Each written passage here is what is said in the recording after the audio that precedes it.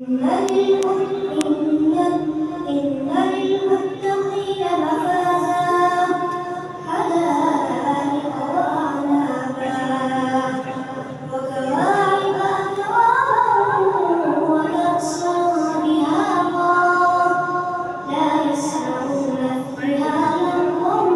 ولا كذابا جزاء من ربك عطاء حسابا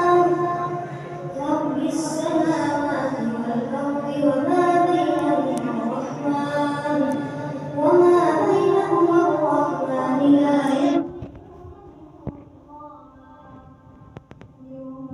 يملكون